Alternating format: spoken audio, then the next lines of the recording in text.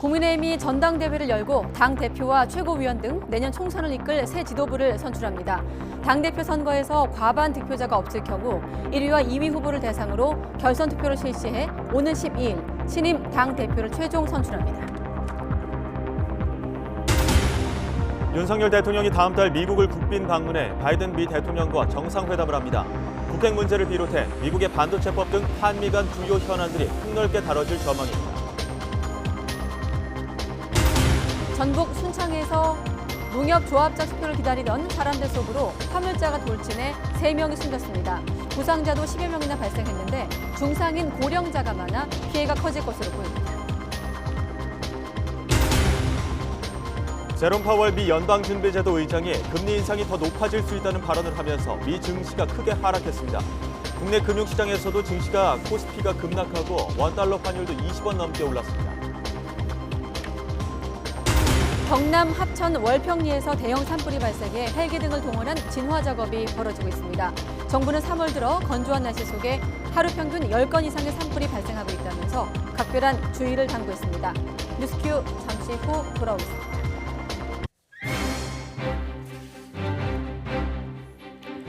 네, 여러분 안녕하십니까? 가장 빠른 종합뉴스 뉴스큐 시작합니다. 정권 교체 이후 첫 지도부를 뽑기 위한 국민의힘 전당대회 1시간 안에 결과가 나올 예정입니다. 당정 안정화가 우선이다. 아니 윤핵관에 대한 심판이다.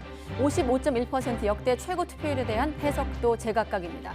1호 당원 윤석열 대통령도 전당대회에 참석해 새 지도부와 함께 새로운 국민의 나라를 만들자고 메시지를 전했습니다. 수요일 뉴스큐 오늘은 국민의힘 전당대회 관련 내용 중점적으로 보도하겠습니다. 먼저 전당대회 현장으로 가보겠습니다.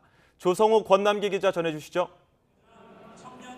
네, 여기는 국민의힘 제3차 전당대회가 열리고 있는 경기도 고양시 킨텍스입니다. 지난해 5년 만에 정권 교체를 이룬 집권여당을 이끌 새 당대표가 이르면 오늘 이곳에서 정해질 예정입니다. 국민의힘 취재하는 권남기 기자와 함께 전당대회 진행되는 상황 관련해서 이야기 나눠보겠습니다. 권남기 기자, 전당대회 분위기 굉장히 뜨거운데요? 네, 그렇습니다. 제 뒤로 보시는 것처럼 당원과 대의원들이 이곳 전당대회장을 가득 메우고 있습니다. 전당대회 공식 행사는 1시간쯤 전인 오후 3시에 시작됐습니다. 개회 선언에 이어 윤석열 대통령과 주요 당직자들의 축사가 이어졌는데요. 가장 관심이 쏠린 개표는 이제 30분 정도가 남았습니다. 오후 4시 반쯤부터 개표가 시작돼 마치는 대로 발표될 예정입니다. 네, 지금 보니까 저 뒤로 후보자들이 전부 다 올라와서 퍼포먼스를 하는 그런 행사가 진행이 되고 있네요. 예. 이제 개표까지는 얼마 남지 않았습니다. 권 기자가 말한 것처럼 이 자리에서는 개표가 이뤄집니다. 투표는 이미 마무리가 됐는데 이번 전당대회 최종 투표율은 55.1%로 집계가 됐습니다. 권 기자, 이거 당대표 선거 관련해가지고 당원 투표율 가운데서는 역대 최고치죠? 네, 그렇습니다. 역대 최고치고요. 이번 전당대회 투표는 지난 4일부터 어제까지 나흘에 걸쳐 진행됐습니다. 당원 100% 비율로 투표가 이루어졌고요. 말씀하신 것처럼 투표 열기가 매우 뜨거웠습니다. 처음 이틀 동안은 모바일 투표에서 47.51%로 지난 2021년 이준석 전 대표를 선출할 당시의 투표율인 45.36%를 이미 넘어갔습니다. 그리고 이후 이틀 동안 ARS 투표를 거친 결과 전체 선거인단의 55.1%, 모두 46만 1,313명이 투표에 참여했습니다. 네, 이번 전당대회에 워낙 많은 관심을 끌었기 때문에 다들 아시고 계실 테지만 본경선에 오른 당대표 후보 4명입니다. 끝까지 치열한 경쟁을 펼쳤습니다. 권남기 기자, 후보들 몇몇 어떤지 한번 찬찬히 짚어볼까요? 네, 일단 당대표 후보부터 보겠습니다. 모두 4명이고요. 가나다 순으로 김기현, 안철수, 천하람, 황교안 후보입니다. 김기현 후보는 판사 출신입니다. 울산 지역의 4선 국회의원이고요. 울산시장과 국민의힘 원내대표를 지냈습니다. 안철수 후보는 수도권 3선 국회의원이자 대선 출마 경험이 있는 정치인이죠. 지난 대선에서 윤석열 대통령과 단일화를 이뤄냈고 대통령직 인수위원장을 역임했습니다. 이준석계로 분류되는 천하람 후보는 험지로 꼽히는 전남 순천, 광양, 곡성, 구례갑 당협위원장을 맡고 있고요. 가장 젊습니다. 끝으로 황교안 후보는 박근혜 정부 때 국무총리를 지냈고 국민의힘의 전신인 미래통합당 시절 당대표로 21대 총선을 이끌었습니다. 네, 아무래도 집권여당의 당권 주자들답게 한 명 한 명이 굉장히 쟁쟁한 후보들입니다. 앞서 투표율 먼저 살펴봤지만 후보들 경쟁이 치열하게 진행되고 관심을 끌면서 당원들도 적극적으로 투표에 참여한 걸로 보입니다. 높은 투표율, 그러면 후보들은 각자 어떻게 보고 있는지 직접 들어보시겠습니다. 김기현의 1차 압도적 과반, 그것을 꼭 이루어야 된다는 당원들의 열망이 녹아져 있다고 생각합니다. 침묵하던 다수가 네. 이제 드디어 개혁에 대한 열망 그것을 표현했다. 네. 저는 그렇게 생각합니다. 당을 엉망으로 만들면은 큰일 난다라고 하는 분노와 위기감을 가진 분들이 더 적극적으로 투표하게 되고 당원들이 관심이 많은 부분에 관해서 이것이 이슈가 되면서 제가 김기현 후보를 상대로 해서 토건 비리 이 얘기를 했습니다. 네, 이렇게 후보들 얘기를 직접 들어보니까 당원들 참여도가 높아진 게 서로 자신에게 유리하다고 이렇게 읽고 있습니다. 이번에 전당대회를 보면 매달 당비를 내는 책임 당원들이 크게 는 것이 눈에 띄는데요. 아무래도 대선과 지방선거 이런 전국 단위 선거를 잇따라 치르면서 당세가 전국적으로 크게 늘어났다 이렇게도 볼 수 있을 텐데 권남기 기자, 이런 당원 지형의 변화가 선거 결과에도 어떤 영향을 미칠까요? 일단 어느 정도 영향을 끼칠 수밖에 없을 것으로 보입니다. 일단 책임 당원만 80만 명이 넘습니다. 여기에 일반 당원과 대의원까지 포함하면 투표권을 가진 선거인단만 84만 명에 육박합니다. 지난 2021년 6월 이준석 전 대표 선출했던 전당대회 때 34만여 명보다 무려 50만 명 가까이 늘어난 건데요. 좀 더 자세히 보면은 전통적인 지지층이 많은 영남권 당원 비율은 과반에서 40%가량으로 줄어든 반면에 수도권과 충청권에선 오히려 늘었습니다. 연령별로는 60대 이상이 가장 많지만 10대에서 30대 비중도 늘었습니다. 이준석 바람을 타고 들어온 2030 세대 그리고 지난 대선 경선에서 윤석열 후보를 지지하기 위해 유입된 당원들이 대부분 분석되는데 새로운 당원 지형이 투표 결과에 어떻게 반영될지는 현재로선 투표함을 열어봐야 알 수 있을 것 같습니다. 네, 선거인단이 늘어난 만큼 투표 결과도 일단 오리무중이다 이렇게 볼 수 있는데 일단 투표가 마무리됐으니까 주사위는 던져졌고요.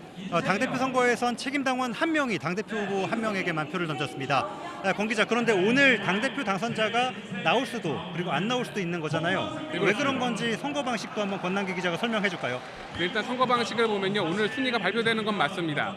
하지만 1위가 곧 당대표 당선을 의미하지는 않을 수도 있습니다. 이번 전당대회 당대표 선거에 한해서는 결선 투표제라는 게 도입됐기 때문인데요. 개표 결과 과반 득표자가 나오면 당선이 확정됩니다. 하지만 과반 득표자가 없다면 1위와 2위 후보자가 결선을 치러야 합니다. 이럴 경우 내일 두 후보가 1대1 토론을 하고 오는 10일에 모바일, 다음 날인 11일 ARS 투표 결과를 합산해서 일요일인 오는 12일 더 많은 표를 얻은 후보가 당선됩니다. 네, 지금까지는 원활한 당정 관계를 앞세운 김기현 후보가 선두를 달리는 것으로 각종 여론조사에서 나타나고 있었는데 이른바 1강으로 꼽히는 김기현 후보가 과반 투표에 실패한다면 결선 투표가 치러진다 이런 얘기가 되겠죠. 그럴 경우에 안철수, 천하람, 황교안 후보 가운데 결선 상대가 누가 되냐도 관심을 끌고 있습니다. 만약에 안철수, 천하람 두 후보 가운데 한 명이 올라간다면 결선 투표는 친윤 대 비윤 구도가 뚜렷해지면서 두 후보가 연대할 가능성도 제기가 되고 있고요. 결국 김기현 후보가 대세론을 입증하느냐 아니면 승부를 결선으로 이어가느냐가 오늘 결정이 될 텐데요. 자, 권 기자, 마지막 날까지도 김기현 후보에 대한 다른 후보들의 견제가 굉장히 강하게 이어졌죠. 네, 그 견제가 계속됐는데요. 앞서 말씀하신 대로 1강 김기현 후보에게 다른 후보들의 견제와 공세가 집중됐습니다. 특히 김기현 후보의 울산 KTX 역세권 부동산 투기 의혹을 황교안 후보가 TV토론에서 집중적으로 파고들었고요. 안철수, 천하람 후보도 함께 협공에 나섰습니다. 여기에 김 후보가 경쟁 후보들이 억지로 문제를 삼고 있다며 당권 경쟁 주자들에 대한 수사를 의뢰하면서 맞불을 놨습니다. 그래서 경쟁은 점점 과열 양상으로 흘렀고요.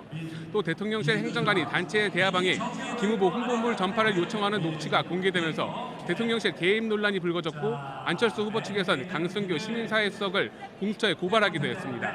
안철수, 황교안 후보는 앞서 공동 기자회견을 열고 있어선 안 될 의혹이 벌어지고 있다며 김 후보의 즉각 사퇴를 요구하기도 했습니다.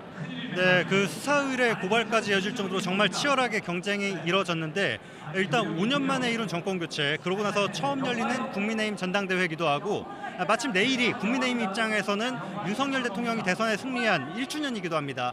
그래서 당권 경쟁도 경쟁이지만 여당으로서는 축제의 의미도 있는데 앞서 잠깐 소개했지만 오늘 전당대회에 윤석열 대통령이 직접 참석을 했습니다. 네, 그렇습니다.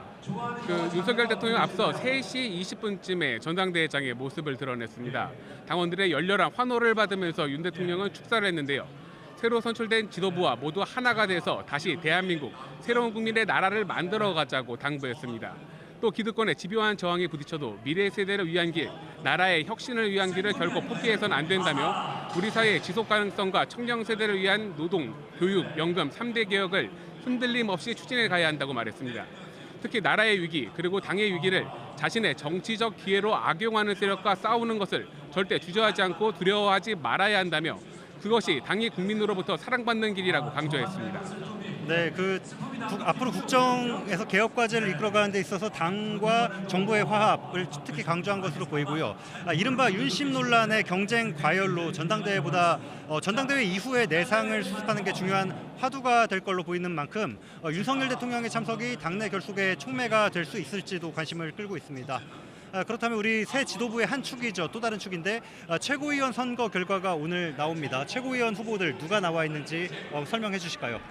네, 당대표 못지않게 최고위원 경쟁도 뜨겁습니다. 김병민, 김용태, 김재원, 민영삼, 정미경, 조수진, 태영호, 허은하 후보 이렇게 모두 8명 가운데 당원 1명당 2표씩 행사해서 4명을 뽑습니다. 최고위원 선거는 개파전 양상이 또렷한데요. 이른바 친윤 진영에선 김명빈, 김재원, 민영삼, 조수진 후보 당선을 기대하는 가운데 이준석계인 김용태, 허은하 후보가 지도부에 입성할지도 관심입니다. 청년 최고위원 역시 친윤 장해찬 후보와 이준석계 이긴 후보의 각축전 양상입니다. 지난해 바뀐 국민의힘 당원에 따라서 선출직 최고위원 5명 가운데 4명이 찬성하면 당대표를 몰아낼 수가 있습니다. 이렇게 최고위원단이 어떻게 꾸려질지도 초미의 관심사입니다. 네, 지도부 구성도 어떻게 될지 끝까지 지켜봐야 되겠습니다. 새로 선출될 국민의힘 지도부의 임기는 2년입니다. 새 당대표는 집권 2년차 윤석열 정부 국정 운영을 안정적으로 뒷받침하고 1년 앞으로 다가온 22대 총선을 승리로 이끌어야 하는 막중한 역할을 맡게 됩니다. 84만 당원들은 누구를 선택했는지 이제 30분 안에 개표가 시작될 걸로 보이고요. 잠시 뒤면 결과가 발표됩니다. 지금까지 국민의힘 지도부 선출을 위한 제3차 전당대회가 열리고 있는 경기도 고양시 킨텍스에서 전해드렸습니다. 자, 이렇게 2년 임기의 국민의힘 지도부를 뽑기 위한 84만 당원의 선택. 지금 시각이 4시 13분이고요. 전당대회 지금은 후보별로 퍼포먼스가 열리고 있고 잠시 후 개표 결과가 발표될 예정입니다. 다른 주요 뉴스 전해드리고 다시 정치부 김경수 기자 또 최영일 평론가와 함께 결과를 확인하겠습니다. 오늘 전당대회에 참석한 윤석열 대통령이 다음 달 26일 미국 조 바이든 대통령과 한미 정상회담에 나섭니다. 네, 올해 한미동맹 70주년을 맞아 우리 대통령으로는 12년 만에 국빈 방문이 이루어졌습니다. 방미 일정과 의미, 의제 등을 취재기자 연결해서 알아보겠습니다. 조은지 기자. 네, 용산 대통령실입니다. 네, 4월 말 미국 방문, 그동안 기정사실로 여겨졌는데 드디어 확정이 된 겁니까? 네, 우리 대통령실이 어젯밤 윤석열 대통령의 국빈 방미와 한미 정상회담 개최를 공식 발표했습니다. 윤 대통령은 미국 조 바이든 대통령과 다음 달 26일 정상회담 또 국빈 만찬을 포함해 다양한 일정을 함께할 예정입니다. 대통령실은 이번 방문의 주제는 미래를 향해 전진하는 행동하는 한미동맹이라고 밝혔습니다. 급변하는 국제정세와 불확실한 미래 속에 한미동맹이 더 능동적으로 진화하기 위한 역사적인 전기가 될 거라고 강조했습니다. 미국 백악관도 국빈 방문을 통해 한미동맹을 더 끈끈하게 만들 거라면서 이는 전 세계 평화와 안정, 번영에 중요하다고 밝혔습니다. 한미 정상회담은 이번이 3번째입니다. 윤 대통령 취임 11일 만에 이곳 용산에서 바이든 대통령과 처음 만났고요. 48초 환담으로 불린 미국 뉴욕 만남을 거쳐서 지난해 11월 캄보디아 프놈펜에서 대좌했습니다.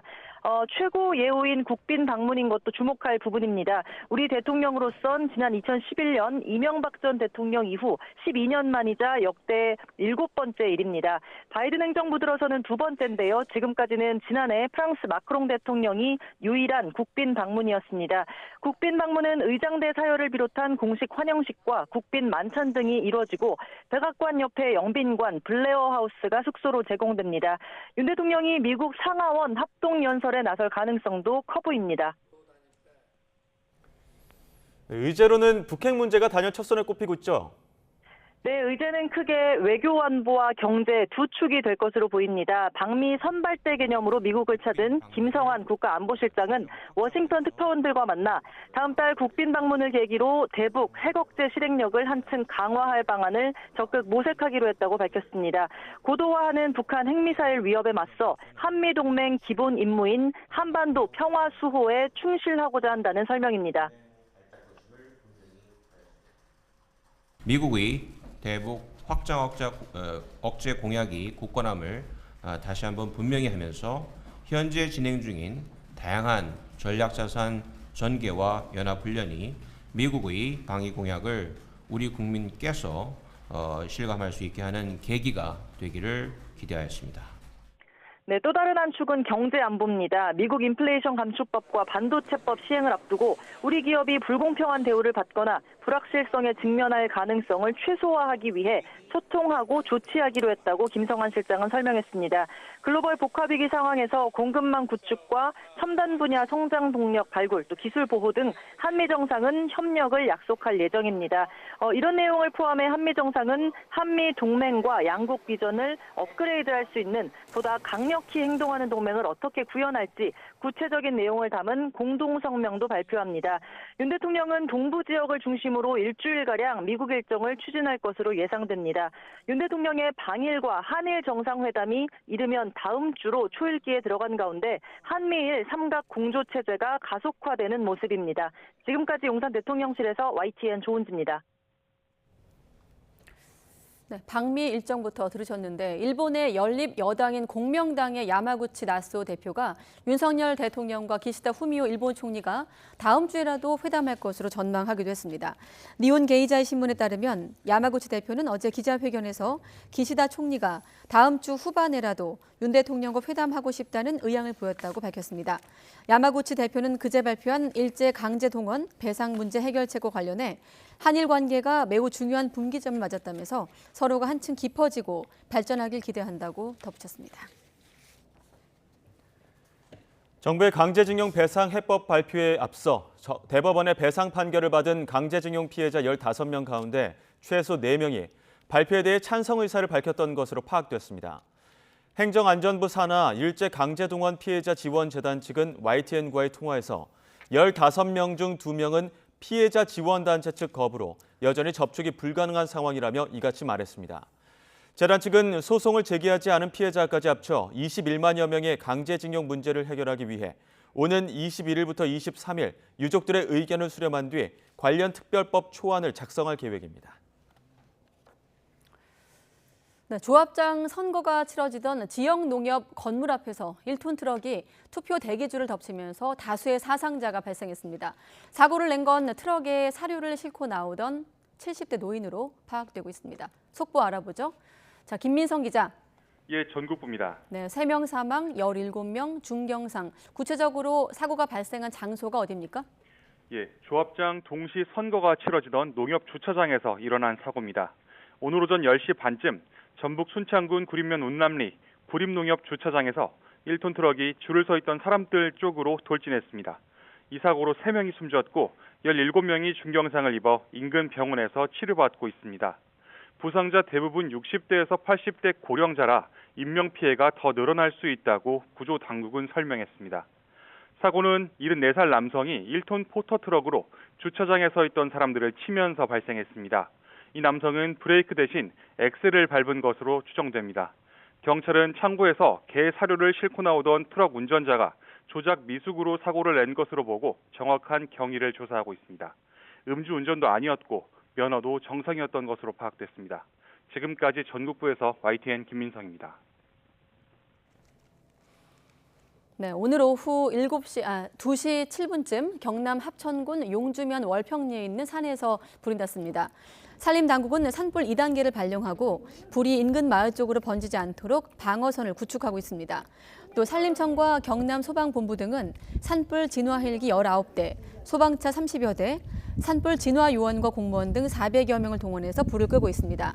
아직 인명피해는 집계되지 않고 있지만 인근 마을 주민 50여 명이 장계 보건진료소와 관자 마을회관 등으로 대피하고 있습니다. 당국은 산불 원인을 파악하고 있습니다. 또 오늘 오전 10시 40분쯤엔 대구 백안동 야산에서 불이 나 1시간여 만에 꺼졌습니다. 불이 나자 산림당국은 헬기 5대와 진화 인력 150여 명을 투입해 오전 11시 50분쯤 진화를 마쳤습니다. 이 불로 다친 사람은 없었고 산림당국은 정확한 피해 면적과 원인을 조사하고 있습니다. 자, 이렇게 정부가 급증하는 산불에 대응하기 위해서 4월 30일까지를 산불 특별 대책 기간으로 운영합니다. 행정안전부, 농림축산식품부, 산림청 등 5개 기관은 오늘 산불 방지 대국민 담화문을 통해서 이같이 밝혔습니다. 올해 산불 발생 건수는 194건으로 평년의 1.5배 정도이며 특히 이달 들어서 하루 10여 건 이상 산불이 발생하고 있습니다. 정부는 이 기간 산불의 주요 원인인 불법 소각행위 단속을 강화하고 위반자는 관련 법령에 따라 엄정하게 조치할 계획입니다. 최근 온라인 공간에 유출된 서울 강남 성형외과 내부 영상에 수술실뿐만 아니라 탈의 공간 촬영본도 포함된 것으로 드러나면서 경찰이 본격적인 수사에 착수했습니다. 관계 기관들도 유포된 영상들을 차단하고 있지만 확산 속도가 빨라 2차 피해가 우려되고 있습니다. 송재인 기자가 취재했습니다.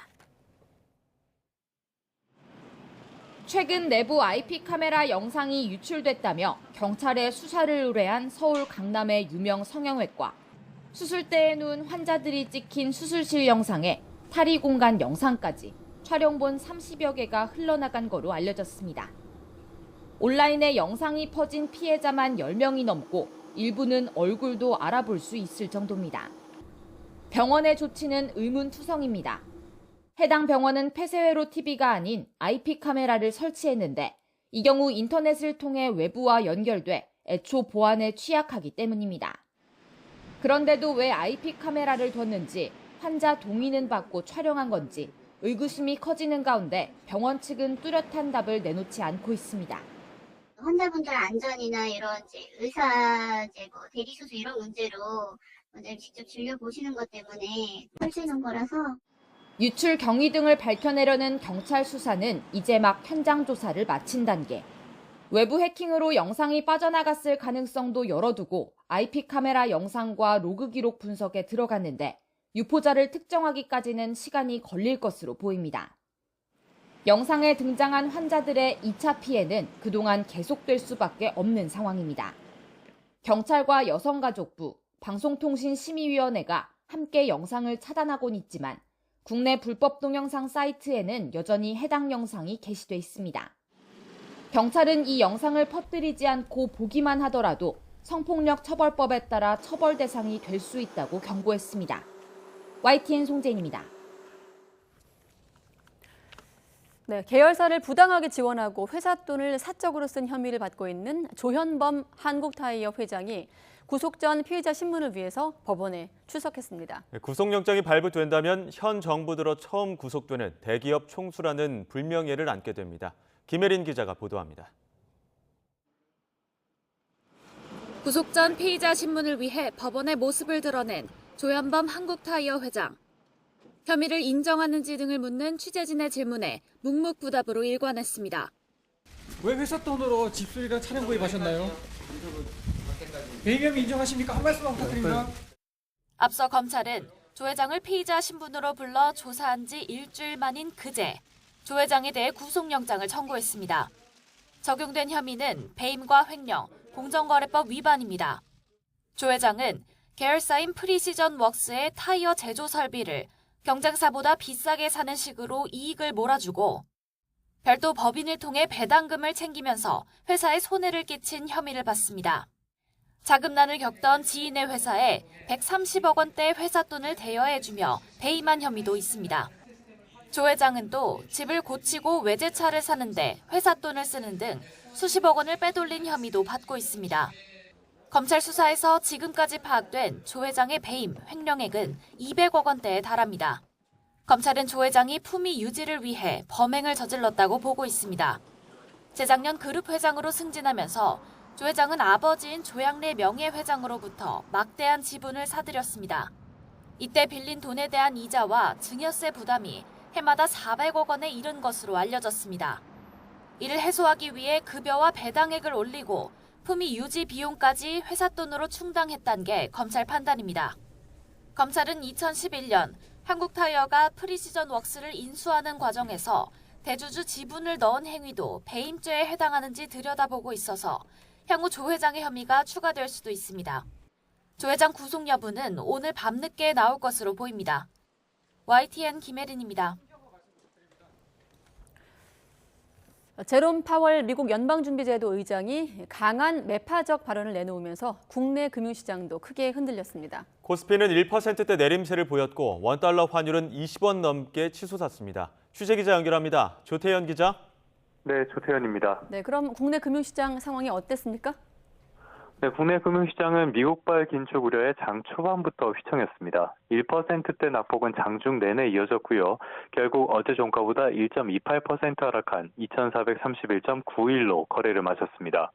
개인이 9천억 원 넘는 순매수에 나섰지만 기관과 외국인의 쌍끌이 순매도를 이겨내지 못했습니다. 원달러 환율은 또 치솟았습니다. 원달러 환율은 하루 만에 22원이나 폭등한 1321.4원으로 장을 마감했습니다. 금융시장의 불안은 제롬 파월 미국 연방준비제도 의장의 발언 때문입니다. 파월 의장은 상원은행위원회 청문회에 출석해 경제지표가 예상보다 강세를 유지하고 있다며 최종 금리 수준이 이전 전망보다 높을 가능성이 크다고 말했는데요. 이번 달 연방공개시장위원회 FOMC에서 기준금리를 0.25%포인트가 아닌 0.5%포인트 인상하고 긴축을 더 오래 이어갈 수 있다는 공포가 시장을 덮친 영향으로 풀이됩니다. 네, 한국은행은 미국에 한 발 앞서서 기준금리 동결했는데 국내 통화 정책에도 영향을 미치게 될까요? 네, 한국은행은 지난달 금융통화위원회에서 기준금리를 동결했습니다. 주요국 가운데 가장 먼저 금리 동결에 나선 건데요. 물가 변동의 불확실성이 크고 경기 둔화가 심상치 않다는 점 등을 고려한 결정으로 풀이됩니다. 문제는 1.25%포인트로 벌어진 미국과의 기준금리 격차인데요. 미국의 기준금리가 더 높아지면 기축통화인 미국 달러로 자금이 쏠리고 이에 따라 원달러 환율이 치솟는 부작용이 나타날 수 있습니다. 만약 미국이 이번 달 FOMC에서 이른바 빅스텝을 단행한다면 한미 기준금리 역전폭은 1.75%포인트까지 커지게 됩니다. 이를 두고 일각에선 한국은행이 다음 달 금융통화위원회에서 기준금리를 다시 올릴 것으로 내다보고 있습니다. 다만 수출과 소비가 모두 부진한 상황 속에 소비자 물가 상승률도 주춤한 상태라 기준금리 동결 기조를 유지할 것이란 전망도 여전히 적지 않은 상태입니다. 지금까지 경제부에서 YTN 조태현입니다.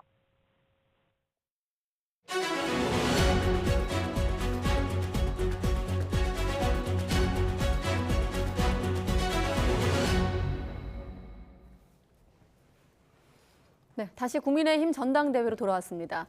차기 지도부를 선출하는 전당대회 결과 잠시 후에 발표될 예정입니다. 네, 과반 득표자가 나와서 결선 투표 없이 오늘 곧바로 신임 당 대표가 결정될지 관심이 쏠리는데요. 최영일 시사평론가, 정치부 김경수 기자와 함께 짚어보겠습니다. 두 분 어서 오십시오. 네, 안녕하세요. 어서 오십시오. 안녕하세요. 예정대로라면 4시 45분쯤에 이제 오늘 전당대회 하이라이트를 할 수 있는 결과가 나올 예정인데, 자, 김 기자 어떻습니까? 언제 발표가 될까요? 좀 그대로 진행이 될까요? 네, 원래 4시 45분쯤에 이제 개표 결과가 발표가 돼야 하는데 현장에서 좀 늦어지고 있습니다. 지금 특별한 이유가 있는 건 아니고 이제 인사말들이 여러 이제 당직자들이라든지 지도부 인사말이 있었는데 이런 것들이 좀 밀리고 있고 지금도 이제 현재 그 후보자들과 이제 사회자의 그 토크 콘서트 같은 걸 하고 있는데 저것도 좀 이제 늦어지고 있거든요. 그래서 현장에 있는 취재 기자들에게서는 그 원래 일정보다 한 30분 정도 늦어질 수 있다 이런 얘기가 나오고 있습니다. 그러면 5시 좀 훌쩍 넘어야 되겠네요. 아무래도 나오려면? 네, 5시 15분이나 20분 뭐 이 무렵이 되지 않을까 싶습니다. 예. 그 공식 행사가 3시 정도부터 시작이 됐는데 그 안에서 윤석열 대통령 오늘 전당대회에 등장한 모습 이전부터 관심이 많았습니다. 새 지도부와 함께 새로운 국민의 나라 만들자 이렇게 하면서 여러 성과도 발표했는데 어떻게 보셨습니까? 뭐 오늘 또 어퍼컷 세레머니 등장했죠. 그래서 오늘은 좀 이제 당원들의 축제니까 사실 대통령의 뭐 분위기가 무겁진 않았어요. 그럼에도 불구하고 메시지 내용에는 국정 과제도 이제 들어 있었고 당에 대한 좀 바람도 들어 있었고 그런 분위기입니다. 그러니까 제일 강조한 것은 이제 단합, 화합 이런 부분입니다. 그러면서도 약간 경고성 발언도 메시지에 들어 있었어요. 어떤 이 국가의 나라의 위기나 당의 위기를 악용하려고 해서는 안 된다 이런 거예요. 그럼 나라의 위기를 악용하는 세력은 누구인가? 예를 들면 이건 야당에 대한 화살일 수도 있는 것이고 네.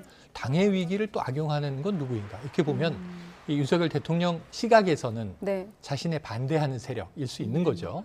그래서 이제 이러한 경우들에 대해서 경고성 이제 메시지도 들어 있었고, 예. 그러니까 그 외에는 뭐 전반적으로 지금 이제 국정 현안에 대한 특히 이제 3대 개혁, 특히 노동 개혁, 노조 회계 투명성 이러한 부분들을 강조하면서 핵심은 이제 기득권 카르텔을 깨겠다 하는 데 방점이 찍혀 있었다고 읽혀집니다. 근데 오늘 전당대회 보면 사회자 같은 경우에도 그 코미디 빅리그 진행했던 신영일 전 아나운서 진행을 맡았고 거기에 뭐 축하 공연도 있고 맞습니다. 후보자들 4행시에 뭐 노래 실력 뽐내는 분들도 있고 토크쇼도 있다고 합니다. 네. 그것 때문에 지금 조금 늦어지는 경우들도 있었는데 분위기를 평소보다 조금 더 한껏 띄어 올리려는 그런 의도들이 있었던 것 같아요. 지금 일단은 흥행이 너무 잘 된 거죠. 예. 어제까지 마감된 투표율을 보면 투표에 참여한 참여자 수도 역대 최대고요. 당원 수가 많이 늘었기 때문에 지금 84만 명에 육박하는 당원이면 2021년 6월 이준석 전 대표가 이제 딱 탄생할 때 그때가 최고치였는데 예.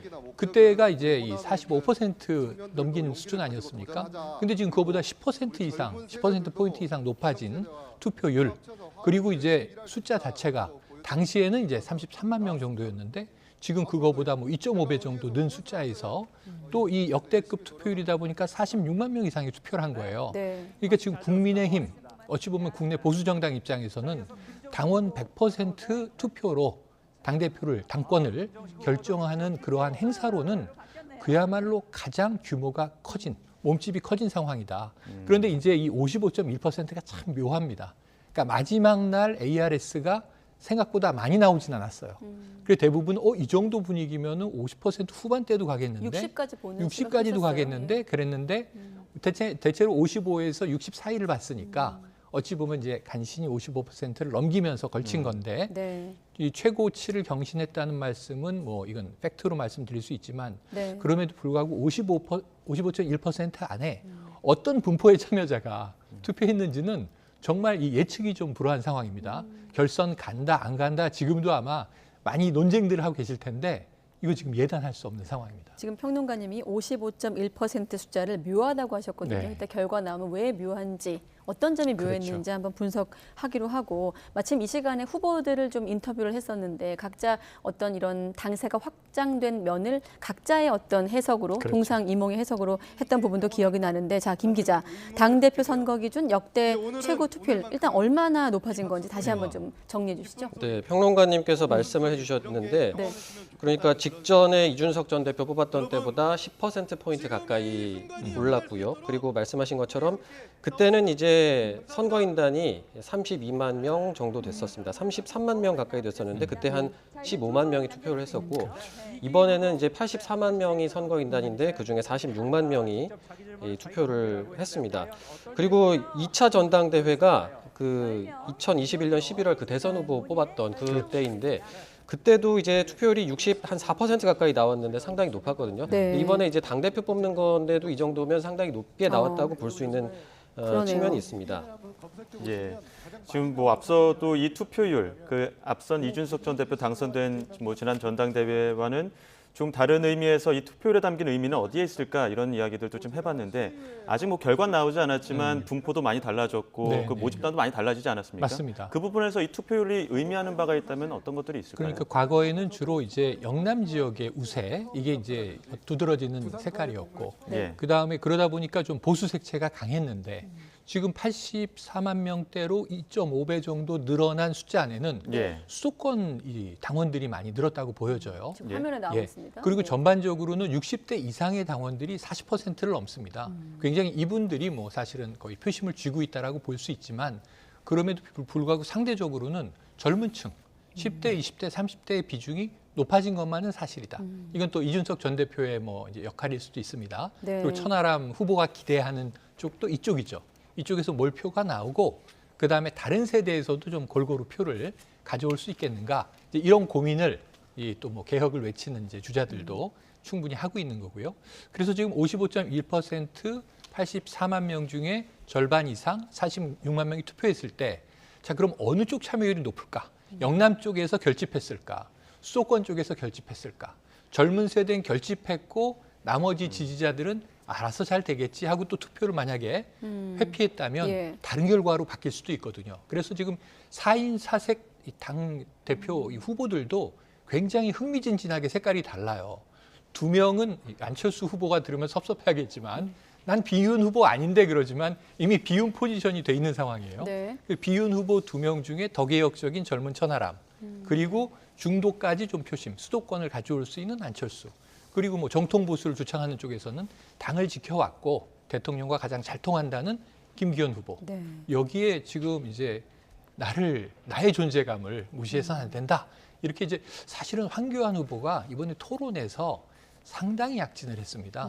그래서 의외에 또 인기표가 몰릴 가능성도 없지가 않아요. 네. 그래서 이렇게 보면 이 김기현 사실 이제 황교안 후보가 당선 가능성이 높다고 볼 수는 없지만 김기현 후보의 표를 뺏어올 수 있는 역할을 할 수 있거든요. 예. 그럼 이 분포에 따라서 사실은 당락이 갈릴 것 같지는 않지만 제가 보기에는 50%가 유지되지 않고 골고루 나눠 갖는다면 네. 지금 1강 3중 구도라고 우리가 얘기를 했어요. 처음에는 2강으로 시작을 했습니다. 안철수 후보가 조금 떨어지고 격차가 벌어지면서 천하람 후보나 황교안 후보가 올라온 거죠. 네. 그래서 이제 이 3명의 주자 중에 혹시 누가 몰표를 받았을 가능성이 있는가에 따라서 결선의 가능성은 적지 않게 남아있는 그런 상황입니다. 네. 당세가 커진 점, 그러니까 선거연단 규모가 커진 것에 대한 그 질적인 면에 대한 후보들만의 해석이 네. 좀 다른데 분포의 다양성도 분포의 확대된다. 다양성? 네. 네. 이를테면 당내 당정 안정화를 택했느냐 아니면 보수 개혁에 손을 들었느냐 해석이 다른데 김 기자는 좀 어떻게 보고 있습니까? 투표율에 대해서. 개인적으로 참 말씀드리기가 너무 어려운 것 같아요. 지금 소위 말하는 뭐 받은 글이라고 하는 것들도 굉장히 많고 이제 오늘 이제 결과가 어떻게 나올 거다. 과반이 예. 넘느냐 안 넘느냐 이걸 두고 굉장히 관심이 많고 또 숫자가 이제 실제로 얼마 나올 건지 이게 굉장히 초미의 관심사인데 말씀해 주셨지만 이게 참 그 예측하기가 어려운 측면이 있습니다. 당원이 워낙 많이 늘기도 했고 네. 이분들의 이제 실제 어느 지역에서 투표를 많이 했고 어떤 연령층에서 투표를 많이 했는지가 공개가 되어 있지 않기 때문에 단순히 이제 수도권 비중이 좀 늘고 젊은 층의 또 비중이 좀 늘었다고 해서 이게 당장 누구에게 유리하다라고 판단하기 굉장히 어려운 측면이 있습니다. 네. 다만 이제 오늘 그동안 이제 여론조사 상으로는 김기현 후보가 1강으로 꼽히면서 40%대 정도를 나왔었는데 이게 정말 오늘 이제 당원들만 투표를 한 거잖아요. 이 결과도 과연 비슷하게 나오거나 아니면은 여론조사에서는 뭐 무응답이나 이런 게 있는데 이제 투표에서는 그런 게 없으니까 실제로는 더 높게 나올 수도 있다 이런 얘기들도 있거든요. 그래서 네. 과반을 넘길지 그리고 과반을 넘기게 되면 뭐 턱걸이로 넘길지 아니면 많이 넘길지 이런 부분을 좀 굉장히 주목을 해봐야 될 것 같습니다. 예, 80만 당원 중에 절반 이상 참여했습니다. 2.5배 늘기도 했고요.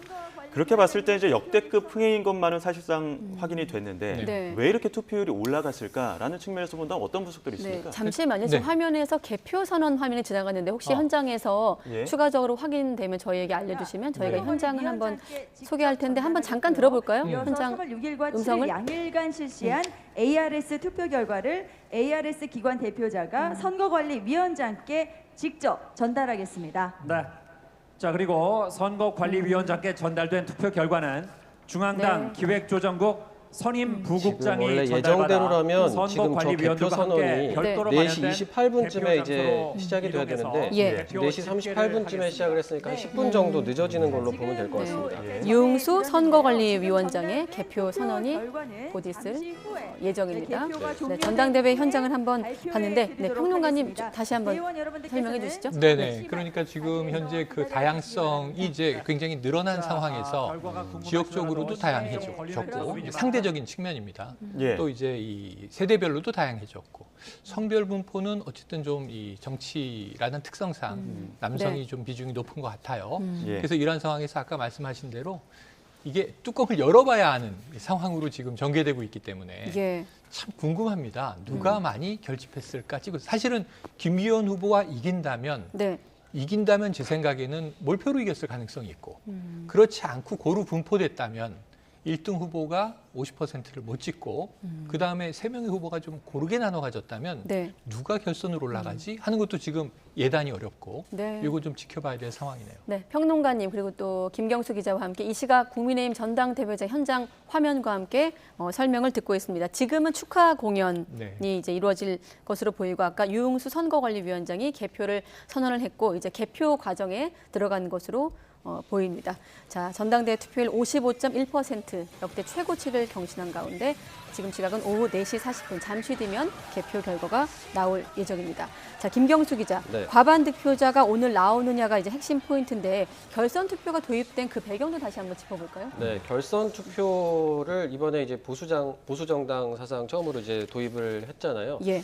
이제 결선 투표를 하게 되면 아무래도 그냥 1차 투표로 끝냈을 때보다는 그 득표율이 올라가게 되는 효과가 있고 그렇게 되면 이제 아무래도 당 대표의 리더십이라든지 정통성이 좀 더 이제 보장이 되는 측면이 있습니다. 그렇기 때문에 이제 결선 투표를 이번에 도입을 했다는 그게 이제 취지고요. 예. 또 당시 이제 당시 국민의힘 비상대책위원회에서 이 결선 투표를 도입을 할 때 그런 또 얘기도 있었어요. 아무래도 이제 친윤계 후보들이 좀 많이 나오게 되면 표 분산이 될 수 있으니까 결선 투표를 도입을 하면 이게 표 분산되는 걸 막고 자연스럽게 단일화 효과가 있을 수 있기 때문에 친윤 후보의 당선을 위해서 도입을 한 게 아니냐 또 이런 의심을 사기도 했었거든요. 어찌됐든 오늘 만약에 과반 득표자가 나오지 않으면 이제 내일 1위 그리고 2위 후보자가 다시 1대1 토론을 하고 그다음에 금요일과 토요일 각각 하루씩 모바일 투표, ARS 투표를 한 다음에 일요일 12일에 최종적으로 당대표가 결정이 되게 됩니다. 자, 애초 예정대로라면 지금 한 45분에 개표 결과가 나올 예정입니다만 일단 10여 분 정도 지연되고 있고 결과가 나오면 여러분께 다시 알려드리도록 하겠습니다. 두 분의 설명과 함께 현장 화면 함께 참고하시면 되겠고 그런데 이제 결선 투표라는 것이 어떤 그런 전당대회 관리를 공정하게 관리하는 측면에서 접근할 수 있겠습니다만 과반을 얻지 못했을 경우 그러니까 결선 투표를 갈 경우 또 리더십에 또 흔들림이 있지 않냐 이런 또 시각도 있는데 평론가님 어떻게 맞습니다. 보십니까? 그러니까 우리나라는 안 그렇지만 해외의 경우에는 뭐 당내의 당권 주자뿐 아니고 대통령을 선발할 때도 선출할 때도 결국은 결선 투표제가 도입돼 있는 나라들이 또 꽤 있어요. 뭐냐면 지금 대통령이 예를 들면 48%로 당선됐다. 우리나라의 경우에 이 절반을 넘느냐 안 넘느냐 비슷한데 윤석열 대통령의 경우도 그랬죠. 0.73%포인트 차이로 결국은 48%, 49% 과반이 안 됐단 말이에요. 그럼 이게 계속 나중에 이 비난의 빌미가 됩니다. 과반도 얻지 못한 대통령 아니냐. 그러니까 불과 절반도 못 되는 대통령 아니냐. 근데 여기 정당성을 부여해 주기 위해서 1, 2위가 결선 투표를 가면 어쨌든 1위 1명 선출되는 이 리더는 과반 이상을 확보할 수밖에 없거든요. 그리고 이제 이 2명이 갔을 때는 또 1위 후보에게도 쏠림 현상이 있어서 한 뭐 60%, 70%로 당선됐다 그러면 정당성이 강하게 확보함으로 출범부터 리더십에 힘이 붙게 되는 거죠. 그래서 아까 이제 이 기자님께서 말씀해 주셨다시피 그러한 좀 합리성을 부여하려고 하는 리더십의 보강책 이런 것도 될 수 있고 근데 우리가 한참 전으로 돌아가서 보면요. 초기에는 말씀하신 대로 친윤 후보 중에 유력 주자가 또렷해 보이지 않았어요. 오히려 반윤 그룹에서는 너무 이 거물급 인사가 강하게 여론조사를 리드하고 있었단 말이에요. 그래서 유승민 후보가 사실은 유승민 이제 전 의원이 후보로 나왔더라면 또 다른 이제 역학관계가 발생했을 텐데 어쨌든 그 사이에 여러 가지 작업의 결과상 원래 좀 아쉬운 표하는 분들이 있는데 당심 7, 그다음에 국민의 민심 3 이렇게 7대 3으로 원래 뽑는 거였거든요. 근데 여기서 100% 당원으로 룰을 바꾸다 보니까 유승민 전 의원이 한 유명한 얘기는 꼴대로 옮겼다. 나 때문에 꼴대로 옮기느냐. 그러면서 이제 안철수 후보는 그럼에도 불구하고 나는 이길 수 있다 하고 이제 나온 거고요. 근데 이제 그러한 시점에서 자 그러면은 민심은 과연 당대표를 뽑는데 안 들어가도 되는 것이냐. 근데 여기서 굉장히 강한 얘기도 또 튀어나왔어요. 당내에서. 뭐냐 하면 이게 아니 한국에서 뭐 우리가 대통령 뽑을 때 일본 사람들 의견을 묻습니까? 뭐 이런 표현까지 나와서 국민은 집권 여당의 뭐 이 어떤 지도부를 선출하는데 그냥 아무런 권리가 없는 사람들인가? 하는 또 반문도 가능했어요. 그러니까 이런 우여곡절 끝에 지금 이제 오늘의 전당대회가 치러지게 됐는데 네. 사실은 처음엔 이 모든 게 잡음이었지만 오히려 노이즈 마케팅 효과까지 포함하면서 저는 딱 실제 이 경선 레이스에 들어가니까 이 내 후보의 색깔이 너무 다르기 때문에 토론이 의외로 재밌었어요. 네. 1, 2, 3, 4차 토론이 시리즈로 이어지면서 그렇다면 이번에도 황교안 후보가 김기현 후보를 정말 세게 때릴 것이냐. 천하람 후보가 처음에는 좀 약했는데 좀 어떤 입심이 살아날 것이냐. 안철수 후보는 너무 좀 몰리고 있는 분위기였는데 네. 여기서 좀 뭔가 반전을 이제 꾀할 수 있을 것이냐. 아주 이 4인 사국지가 재밌게 전개되면서 제가 보기엔 초기에 노이즈 마케팅을 포함해서 상당히 흥행 효과를 냈는데 이제 이 중에 일부는 오히려 오늘 전당대회에서 누가 뽑히든 12일에 뽑히든 그 이후에 상당히 좀 잘 정리하고 관리해야 할 네. 후과 하나 이제 이게 아픈 포인트로 상처로 남을 가능성도 있습니다. 당의 어떤 안정화를 바라는 지지층이 결집할 것인가 아니면 반란표가 모일 것인가에 대한 전망 속에 두 분과 함께 얘기를 하고 있는데 사실 아까 평론가님께서 오늘은 당원들의 축제라고 하셨습니다만 네. 그간의 과정은 상처가 많았고 내상도 많았습니다. 여러 가지 논란이 있었고 특히나 이번 전당대회를 윤심 이런 어떤 논란이 관통하지 않았습니까? 자, 김경수 기자 이번 논란에 대해서 한번 정리를 한번 해볼까요? 막바지에는 대통령실 선거 개입 논란까지 불거졌거든요. 네. 그러니까 그 국민의힘 당대표를 뽑는 지도부를 뽑는 전당대회인데 어쨌든 윤석열 대통령의 의중이라든지 윤심이라든지 이런 게 계속 이야기가 나왔었죠. 그리고 맨 처음에 이제 그 여러 후보가 친윤 후보들이 이제 난립할 조짐이 있으니까 이제 이른바 윤핵관으로 불리는 장제원 의원이 이제 또 김기현 의원과 네. 김장연대를 형성하면서 이렇게 약간 교통 정리가 된 모습이 있었고 그리고 나경원 전 의원의 또 출마도 굉장히 유력시 됐었는데 이렇게 되면 또 이제 친윤표가 갈릴 또 우려가 있기 때문에 또 나경원 의원이 중도 이제 불출마를 선언하기도 했죠. 근데 그 과정이 좀 매끄럽지 못했다는 평가들이 있습니다. 대통령실에서 이제 그 뭐 경고를 한다든지 이런 부분이 있었고 그리고 또 이제 안철수 후보 같은 경우에는 그 이른바 뭐 유난연대 대선 단일화를 거론을 하면서 유난연대 표현을 썼는데 역시나 대통령실에서 공개 경고를 받으면서 이제 좀 대통령실이 그 전당대회 너무 개입을 하는 게 아니냐 이런 또 비판들이 나오기도 했었고요. 방해꾼이란 경고도 받기도 했어요. 그리고 이제 또 김기현 후보의 그 이른바 탄핵 발언이 있었지 않습니까? 그러니까 대선 주자가 당 대표가 되면은 뭐 대통령 탄핵이 우려된다 이런 발언을 했었고. 또 이제 그 발언이 논란이 되면서 경쟁 후보들로부터 굉장히 공격도 많이 받았었습니다. 그러니까 잡음들이 굉장히 많았던 어떻게 보면 전당대회 과정이었다고 볼 수가 있을 것 같고요. 논란 등 무거운 얘기라고 했는데 가수 박상민 씨가 노래하는 현장 화면이 나가고 있습니다. 화면과 제가 드리는 말씀이 좀 맞지는 않긴 한데 어쨌든 그런 논란 속에 오늘 이제 전당대회에서 오늘 당대표가 결론이 나든 아니면 12일에 결론이 나든 간에 앞으로 이 그 새 당대표는 그 평론가님께서 말씀해 주신 것처럼 굉장히 당을 추스르고 분란이라든지 그동안 갈등을 추스러야 되는데 그 윤석열 대통령도 아까 그 이제 인사말을 하면서 말미에 그런 말을 했거든요. 그 당내 선거에는 승자도 패자도 없다면서 새 지도부와 함께 하나가 되어야 한다 이런 부분도 강조를 했거든요. 그렇기 때문에 새 당대표의 경우에는 이제 이 문제를 어떻게 좀 해결할 것인가 이 부분이 굉장히 중요한 포인트가 될 것 같고 특히나 그 대통령실의 그 선거 개입 논란을 두고 안철수 후보와 황교안 후보가 어제 이제 기자회견을 하면서 전당대회 결과와 관계없이 이걸 끝까지 파헤치겠다 이렇게까지 얘기한 상황이기 때문에 이 문제를 앞으로 어떻게 봉합하느냐를 좀 지켜봐야 될 것 같습니다. 그 여당 당대표 후보가 대여 공세를 이어가겠다 이렇게 얘기하기 때문에 맞습니다. 오늘 그 개표 이후에도 그 파장은 계속될 것 같은데 예상되는 어떤 파장은 어떤 게 있을까요? 그러니까 이제 이게 여당 내 야당이 더 무섭다는 얘기가 있죠. 외부의 적보다 내부의 적이 더 무서운 거예요, 항상. 그래서 이제 그게 다 아프거든요. 민주당에서도 우리가 확인했습니다만 민주당에서도 마찬가지 현상이 지금 벌어지고 있어서 이 내부의 적을 뭐 반란군이다, 이탈표를 가지고 또 이제 거기서 이제 특정한 별칭을 부르면서 뭐 사냥한다, 깨게 한다, 막 이런 표현들이 난무하지 않습니까? 근데 지금 이제 국민의힘의 경우에는 징크스가 있어요. 그 경선에서 타격받았던 어떤 허물, 의혹 이런 것들은 시간이 흐른 다음에 항상 크게 터져요. 골맞다가. 그게 이제 주로 대통령 후보를 뽑는 내부 경선에서 많이 발생해서 결국은 굉장히 무거운 얘기가 될 수밖에 없지만 이명박 전 대통령이나 박근혜 전 대통령이 처음에 출발점은 서로 이제 본선 주자가 되기 위해서 내부에서 싸우다가 공격한 포인트가 오히려 뭐 이 대통령직을 수행하는 와중에 대통령직을 마치고 나중에 문제가 되면서 다 이 법적 처벌 대상이 되는 걸 우리가 봤단 말이에요. 예. 그런 얘기를 지금 황교안 후보가 하는 거예요. 당대표가 되더라도 저런 문제는 이게 그냥 넘어가서는 안 된다. 왜냐하면 일단은 내년 총선 레이스로 들어가게 되면 저건 민주당이 계속 공격할 것이다. 네. 그러면 이제 지금 민주당 내부처럼 그때 돼서 야 이거 우리 내부에서 총질한 건데 왜 야당이 갖다 쓰나? 뭐 이런 건 아무 의미가 없는 거죠.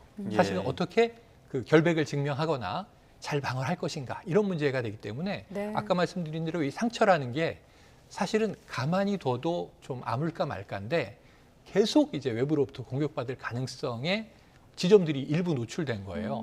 그러니까 이런 것 때문에 만약에 이제 김기현 후보가 이 당권을 잡지 못한다고 가정하면 이 문제는 또 수면 밑으로 가라앉을 겁니다. 왜냐하면 이제 항상 보이는 사람이 공격받게 돼 있는 거기 때문에 그럼 안철수 후보가 다시 등장하면 내부에선 어떤 비판이 있을까? 그럼 계속 이제 마치 이 정체성이 국민의힘 사람이 아닌 것처럼 공격을 받았잖아요. 민주당의 DNA가 있다. 뭐 이런 얘기로 아직 완전히 이게 보수 정체성이 없는 것 같다. 심지어는 왜 간첩과 접촉을 하느냐라는 비판까지도 내부에서 듣는 아주 이제 희한한 공격들이 들어왔어요. 그러니까 이걸 가지고 또 당내에서 정체성 논란이 있을 수도 있는 것이고 또 천하람 후보의 경우에는 이준석 전 대표의 아바타냐 이런 비판을 받을 수 있는데 그럼에도 불구하고 상대적으로는 이 경력이 아직 높지 않은 천하람 후보가 지금 체력을 아주 급속하게 키우면서 상당히 정계 거물이 되는 과정을 이번 또 전당대회 기간에 이번 밟았다. 결과와 상관없이. 황교안 후보의 경우에는 사실은 이미지 변신에 성공했습니다.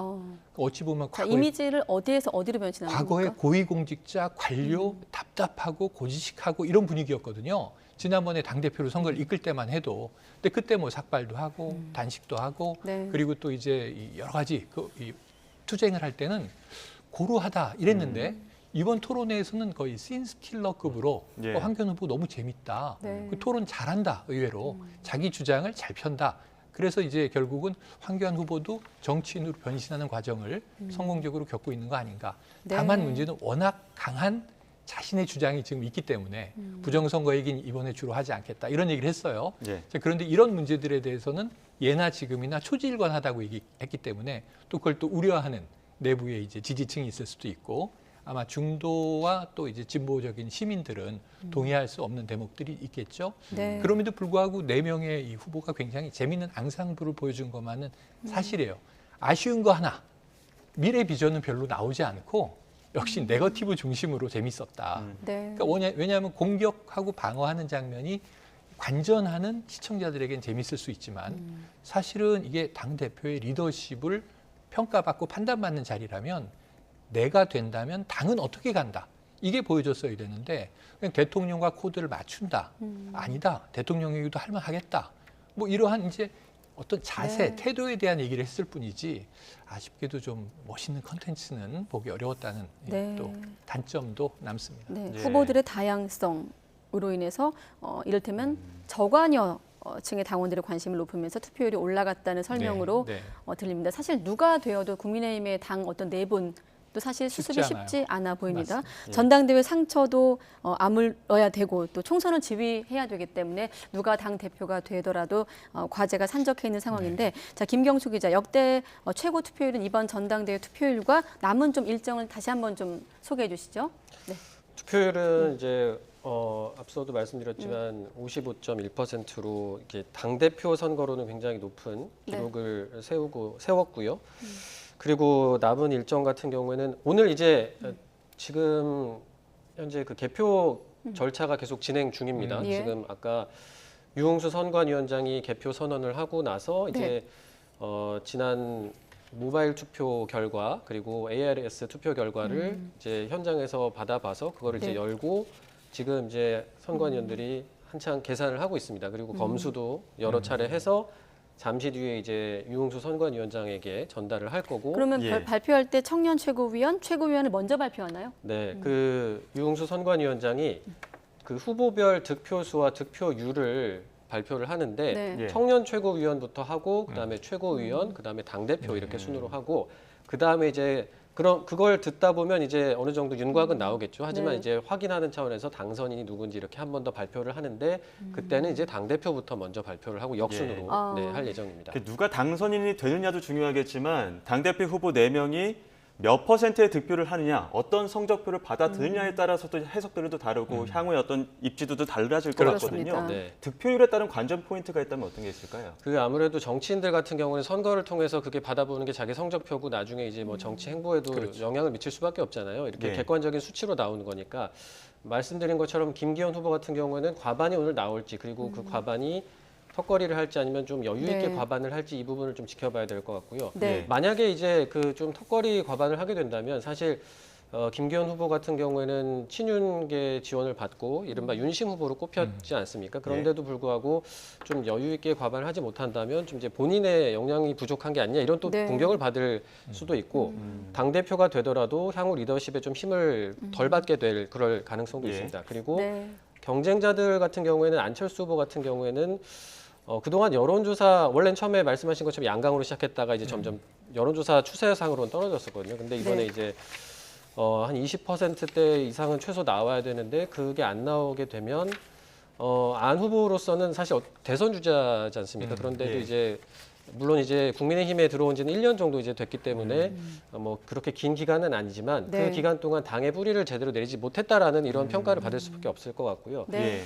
그리고 천하람 후보 같은 경우에는 그 천하람 후보가 계속 이제 이미 안철수 후보는 넘어섰다 이러면서 그 실버 크로스 얘기를 계속 했었어요. 그런데 이제 오늘 과연 그 이제 결과에서도 그게 실제로 이루어졌을지 그러니까 안 후보를 추월했을지 이 부분을 좀 지켜봐야 될 것 같고 만약에 3위가 2위를 앞지는 네. 현상. 예.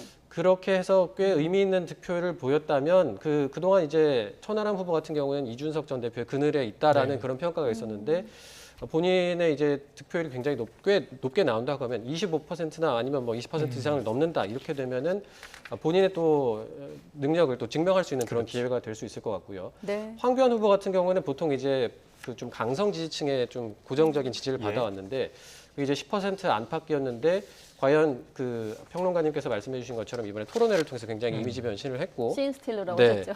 그러면서 이제 기존 지지층 외에 좀 더 추가로 득표를 했을지 이 부분을 좀 지켜볼 수 있을 것 같습니다. 네. 그 아까 화면에 지금은 당대표 후보가 나가고 있습니다만 아까 최고위원 후보도 나갔거든요. 네. 우리 YTN을 통해서도 익숙한 얼굴들이죠. 정미경 후보, 뭐 김병민, 김용태, 민영삼, 조수진, 태영호, 하은아, 김재원 후보 이렇게 8명이 최고위원 맞습니다. 후보인데 이번에 최고위원도 어떻게 뽑히느냐가 중요하지 않습니까? 당원 네, 당규가 네. 바뀌어서. 그 예. 분포가 중요하죠. 예. 청년 최고위원도 또 뭐 적어도 한 몫의 역할은 하기 때문에 그 한 명은 누가 들어가느냐. 네. 지금 뭐 이제 장해찬 후보라든가 뭐 이기인 후보라든가 또 어떤 이 성향이 다른 후보들이 격돌하고 있습니다만 지금 최고위원이 제일 중요한 게 8명 중에 4명이 올라가니까 과반이에요. 네. 근데 이건 더 경우의 수는 복잡한 게 지금 이게 당원 1명당 1인 2표제예요. 네. 그 2명을 선호해서 찍을 수 있어요. 그럼 이 경우에 누가 지금 이제 사실은 누가 돼도 이상하지 않거든요. 저 8명 중에. 자, 그런데 제일 주목할 대목은 이른바 이준석 개. 이번에 이준석 전 대표의 개가 생긴 겁니다. 이게 뭐 천하용인. 네, 누구 개 하면은 이게 하나의 세력화되는 건데 이준석 전 대표는 당권을 잃었고 지금 어찌 보면은 징계 중에 있고 앞으로도 여러 가지 이제 어려움이 있겠습니다만 예. 그럼에도 불구하고 자신의 그룹을 만드는 데는 성공했어요. 근데 아까 말씀하신 대로 천하용인 이렇게 되는 건데 네. 이 중에 결국은 허은하 의원 그리고 또 이제 김용태 의원 이 두 후보가 만약에 최고위원에 들어간다면 당권이 만약에 김기현 후보에게 넘어간다 하더라도 지도부에서 여러 가지 견제 상황이 발생할 가능성이 있습니다. 비대위로 어떤 전환할 수 있는 비대위로 전환하는데 브레이크 역할을 네. 하게 될 수도 있고요. 만에 하나. 그리고 또 하나는 이들이 이제 뭐랄까요? 대통령실과 코드를 맞추려고 하는 당대표에 대해서 계속 견제 역할을 할 수도 있는 거죠. 그래서 이 대목이 제일 중요해 보여요. 네. 그 외에 나머지는 다 경륜 있는 정치인이기 때문에 물론 이제 지금 민영삼 후보 같은 경우는 좀 특이한 케이스입니다. 원래는 이제 민주당에 오래 뿌리를 내려 있었고 호남이 고향인데 이 어떤 방송에서 정치평론가로서 또 유튜브에서 그러한 일을 쭉 하면서 인지도를 높여서 이번에 이제 최고위원회에 출마를 한 거거든요. 네. 그래서 만약에 선출이 된다면 국민의힘에서는 매우 특이한 이력을 지닌 그러한 또 이제 최고위원이 탄생하는 셈입니다. 네. 태영호 의원이 된다고 하면 또 하나 이제 새로운 예. 색다른 이제 본인의 어떤 그 경력이 있는 것이죠. 예. 그래서 저는 최고위원의 분포는 당대표가 누가 되느냐 못지않게 지도부가 방향을 이끌어가는데 때로는 브레이크라는 견제 장치가 될 수도 있고 때로는 엑셀을 더 밟는 어떤 가속계가 될 수도 있고 아직은 확정할 수 없겠습니다. 네, 지금 시각이 5시인데 예정된 시간보다 한 15분 정도 행사가 지연되고 있고 여전히 개표 결과가 발표할 거란 얘기는 들려오지 않고 있는 상황입니다. 자, 말씀하신 대로 이번 최고위원 구성에 따라 어떻게 보면 지도부의 색깔이 좀 결정된다고 볼 수 있는데 김경수 기자는 좀 어떻게 보십니까?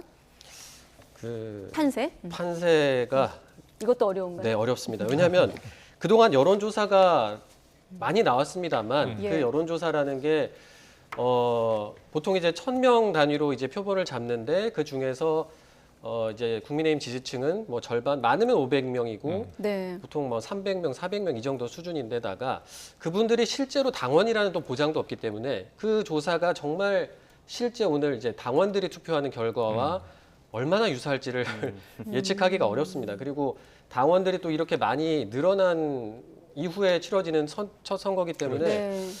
표심을 예측하기가 정말 어려워서 예. 사실 그동안의 여론조사를 가지고 누가 들어갈 것 같다라고 말씀드리긴 좀 어려운 측면이 있습니다. 예. 그리고 네. 이제 아마 개표가 계속 진행 중이라고 하고 아마 조만간 결과가 나올 것 같아서 네. 지금 섣불리 예단은 안 하는 게 나을 것 같습니다. 현장 모습 보고 계시는데 정진석 비대위원장 정말 흥이 올라서 이렇게 춤을 추는 모습도 보일 수 그러니까 우리가 있고요. 내상과 상처를 논하기에는 정말 현장의 모습은 축제 그 그렇죠. 자체고 예. 정치인들이 네, 춤을 추고 있는 예, 지금 가수 모습 박상민 씨가 노래를 있습니다. 부르고 있고 뭐 축제장으로 만들겠다고 한 만큼 뭐 축하 공연도 많고 그러다 보니까 애초에는 4시 45분쯤에 개표 결과가 나올 걸로 예상했지만 지금 분위기가 조금 달아오르면서 좀 길어지고 있습니다. 잠시 후면은 뭐 공연이 끝난 뒤에는 개표 결과가 나오지 않을까 싶은데요. 네, 현장에서 앵콜 요청도 나오고 했다고 하네요. 그래서 지금 더 보니까. 좀 느려지는 감이 있군요. 네. 자, 총선 1년 앞두고 있어서 이번 전당대회가 더욱 중요한 면도 있습니다. 전당대회가 이 향후 공천을 둘러싼 전초전 아니겠냐는 시각도 있는데 향후에 그 총선을 바라봤을 때 이번 전당대회 어떤 의미가 있고 어떤 시나리오로 흘러갈 거라고 보십니까? 네네. 사실은 이준석 대표가 징계를 받고 이렇게 이제 직을 내려놓지 않았더라도 비대위로 예. 전환하지 않았더라도 네. 사실은 올해 전당대회는 이제 있어야 되는 해예요. 근데 이제 누가 됐더라도 6월에 네. 혹은 지금 이제 3월로 당겨진 겁니다. 다만 누가 되더라도 딱 이제 1년여 후 1년 한 달입니다. 1년하고 한 달 약. 예. 그럼 이제 총선이 닥쳐오는데 이게 정당 정치를 하는 우리나라 정치 상황에서는 가장 중요한 게 총선이죠.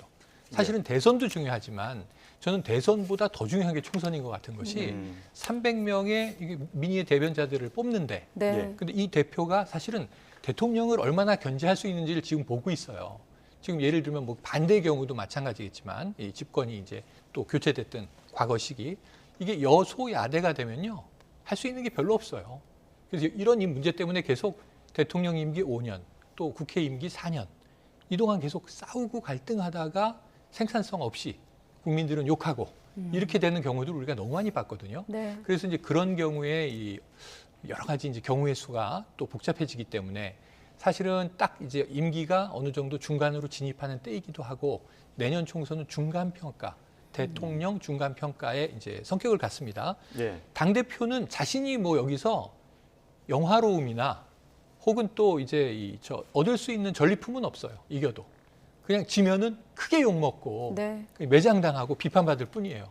사실은 이게 실익이 없기 때문에 김종필 전 총재 얘기처럼 야 이거 허업이구나 이럴 가능성이 있지만 그럼에도 불구하고 이 전쟁 같은 총선에서 반드시 이겨내야만 하는 사령관, 네. 장군의 역할을 해야 되는 것이죠.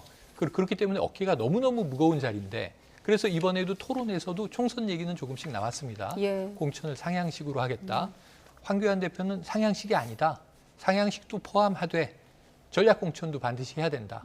다만 이게 낙하산으로 특정 이제 뭐 누가 원하는 인사를 내리꽂는 게 아니라 국민이 원하는 경제 전문가가 없으면 경제 전문가를 네. 영입해서 예. 총선에 투입해야 되는 것이 전략 공천이지 네. 이건 수평적으로 가야 된다. 뭐 이런 의견들을 많이 냈어요. 근데 과연 그렇게 될 것이냐인데 가장 큰 무리를 빚은 이제 한마디는 네. 대통령과 대통령의 의견을 들으면서 가겠다. 이게 가당한가 논란을 한 거 있었습니다. 자, 지금 시각은 오후 5시 4분이고요. 일정보다 좀 늦어졌고 잠깐 현장 상황을 한번 들어보겠습니다. 개표를 아마 몇 분 뒤면 할 것 같은데 개표가 이제 마무리됐고 그 결과지를 들고 이제 개표 결과가 결과지를 들고 저 무대 쪽으로 이제 전달을 하러 가고 있다고 합니다. 네. 그러니까 별도의 장소에서 그 킨텍스 안에 있는 별도의 사무실에서 개표를 한 뒤에 검수를 했고 그 결과지를 들고 이제 저 무대로 이동을 하고 있다고 하고요. 유흥수 그 선관위원장이 직접 발표를 할 예정인데 아마 이제 결과 발표가 임박했다라고 보면 될 것 같습니다. 책임당원 투표 100%로 실시된 38 전당대회 이제 발표만 남겨놓고 있습니다. 모바일 투표 또 ARS 투표를 거쳐서 그 합산한 결과 55.1% 역대 최고치를 경신한 투표를 기록했습니다. 네. 정권 교체 이후 첫 전당대회, 특히나 당대표 후보 지금 화면에도 나가고 있습니다만 과반을 얻은 후보가 나올지 아니면 10일 결정될 결선 투표가 할지 주목되고 있는 상황에서 막판까지 논란 또 막판까지 긴장감을 가진 그런 전당대회였습니다. 네, 유흥수 선관위원장이 투표 결과를 곧 발표를 할 텐데요. 각 후보별 득표수와 득표율을 발표하고 청년 최고위원, 최고위원, 당대표 후보 순을 발표할 예정입니다. 자, 선관위원장 지금 무대 위로 오르고 있습니다. 네, 그러면 개표를 종료하겠습니다. 네, 수고 많으셨습니다. 개표 결과와 당선자 발표가 잠시 후에 발표될 예정이니까요. 이 당 대표와 최고위원 후보자들께서는 모두 무대 위로 올라와 주시기 바랍니다. 네. 이제 곧 개표 결과 저희가 발표해 드릴 예정이니까요. 후보자분들께서는 지금 모두 무대 위로 올라와 주시기 바랍니다. 네, 지금 얼마나 떨리실까요? 그렇습니다. 예. 네, 개표 결과는 김석기 사무총장께서 유흥수 선거관리위원장께 직접 전달해 드리고 저희가 발표를 해 드리겠습니다. 네. 자, 이제 대표와 최고위원 후보자께서 모두 무대 위로 등단을 하셨습니다. 네. 자, 이제 모든 후보자들께서 자리하셨고요. 자, 개표 결과 다시 한번 말씀드리지만요. 김석기 사무총장님께서 유흥수 선거관리위원장님께 직접 전해드리겠습니다. 네, 지금 전달해 주셨습니다. 자, 오래 기다리셨고요. 이제 선거관리위원장께서 직접 개표 결과를 발표하시겠습니다. 자, 장례를 좀 조용히 해주시기 바랍니다. 지금부터 당대표 및 최고위원 선거 투표 및 개표 결과를 발표하겠습니다. 먼저 투표 결과를 발표하겠습니다.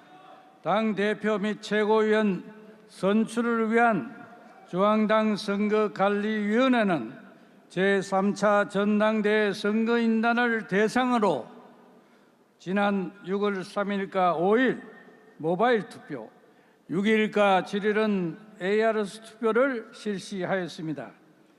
제3차 전당대회 선거인당 총 83만 7,236명 중 당대표 선거는 46만 1,313명이 투표하여 투표율은 55.1%, 최고위원 선거는 45만 7,038명이 투표하여 투표율은 54.59%, 청년 최고위원 선거는 45만 3,255명이 투표하여 투표율은 54.14%를 기록하였습니다.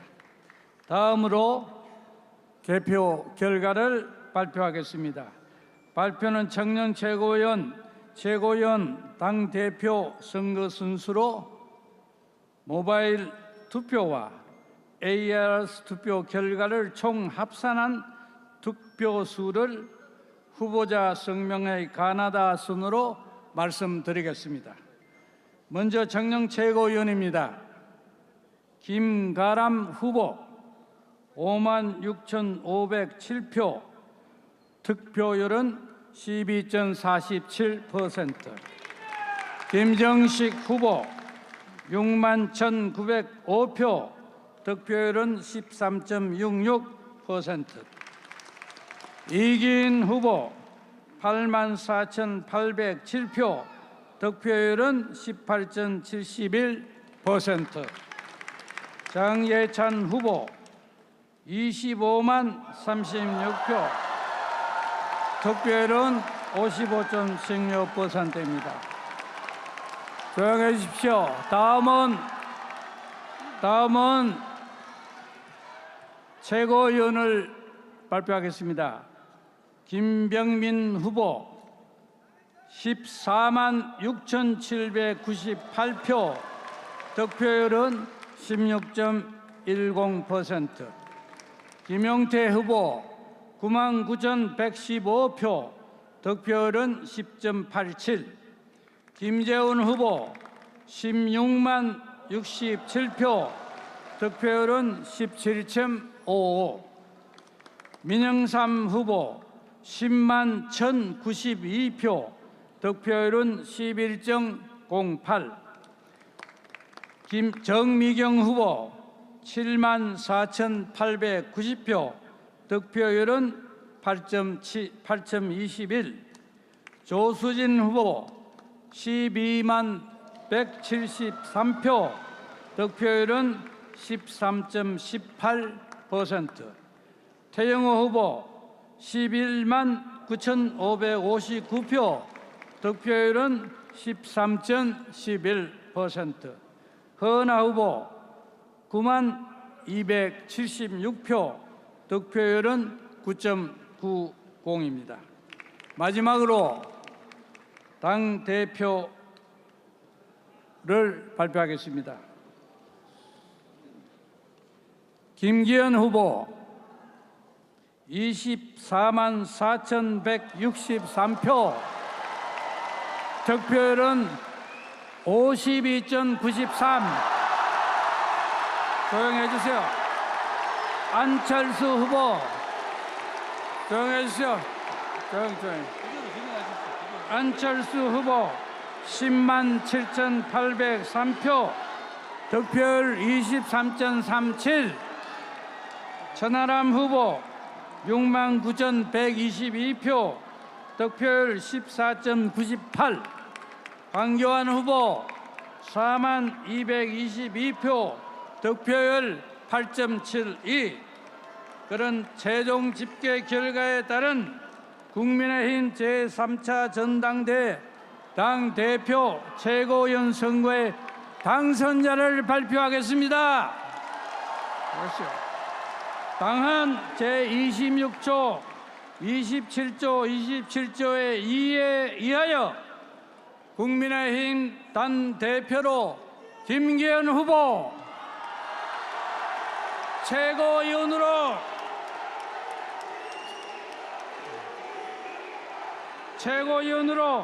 김재훈 후보, 김병민 후보, 조수진 후보, 태영호 후보, 청년 최고위원으로 장예찬 후보가 각각 성취되었음을 선포합니다.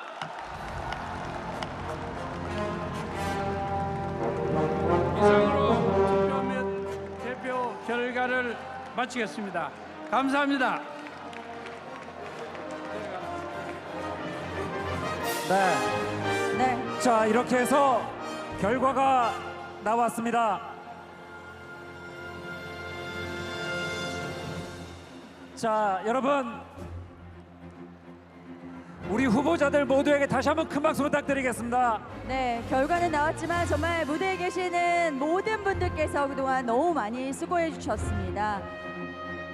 네, 서로 마지막까지 격려하고 축하하는 이런 악수의 자리를 갖고 있는데요. 너무 애써주신 오늘 후보자분들, 이제 당선자분들도 계시는데요. 여러분 큰 박수 한 번만 더 부탁드립니다.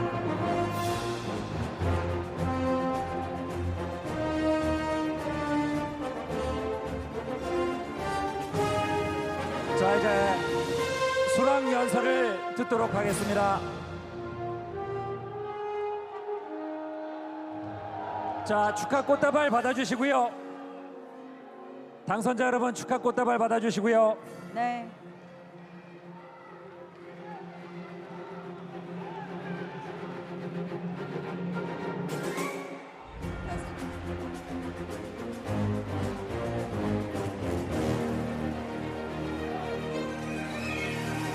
네.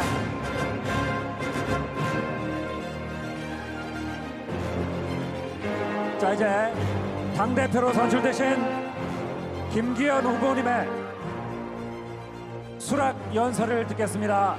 김기현 대표님께서는 수락 연설을 해주시겠습니다.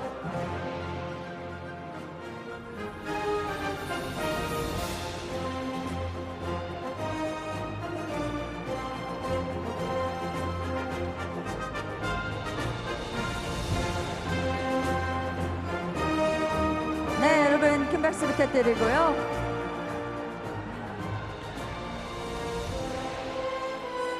잠시 기념 촬영 이어간 다음에 저희가 수락 연설 청해 듣도록 하겠습니다. 자, 이제 김기현 대표님의 수락 연설을 듣겠습니다. 네, 국민의힘 새 지도부가 선출됐습니다. 자, 김기현 대표의 얘기를 한번 들어볼까요? 수락 연설이 시작될 것 같습니다.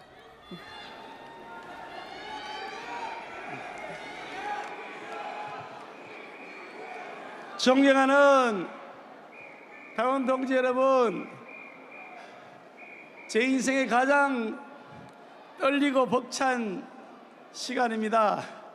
많은 선거를 치렀지만 이렇게 마음 졸이면서 결과를 기다리기는 처음입니다. 정말 감사드립니다. 일편당심 저 김기현 우리 당원 동지 여러분께 감사의 큰절 한번 올리겠습니다.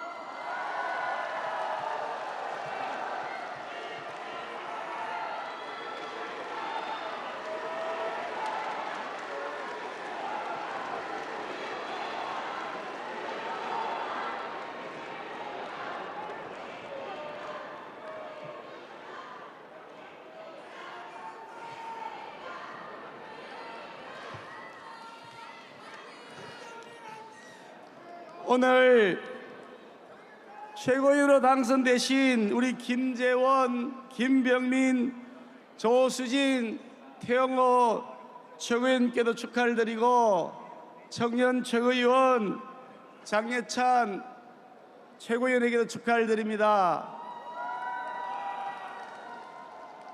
참으로 뜨거운 열정으로 경쟁을 펼쳐주셨지만 아쉽게도 뜻을 이루지 못한 정말 존경하는 우리 안철수 후보님, 또 우리 황교안 후보님, 또 전하람 후보님께도 멋진 레이스를 펼쳐주셔서 감사 말씀을 드립니다.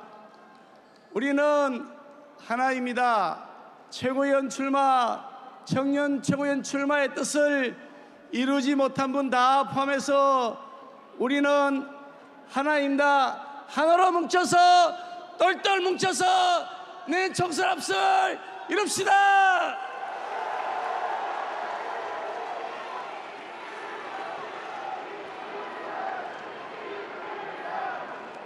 당 대표의 권한은 저희 권리라기보다는 저는 책임이자 의무라고 생각합니다.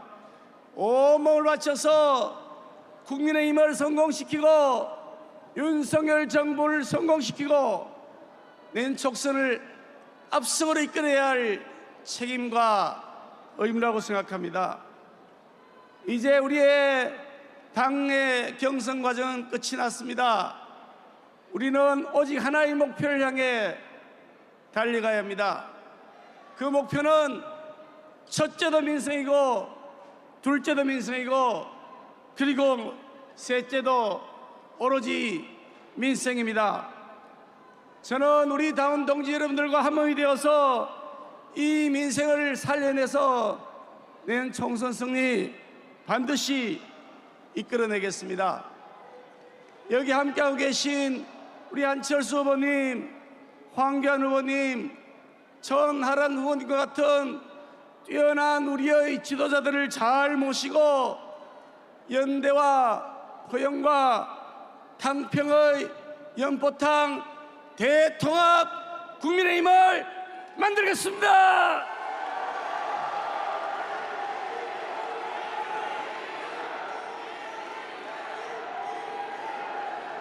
그동안 수고해주신 우리 정진석 비대위원장님, 여러분 고생 많으셨는데 박수 한번 주시겠습니까?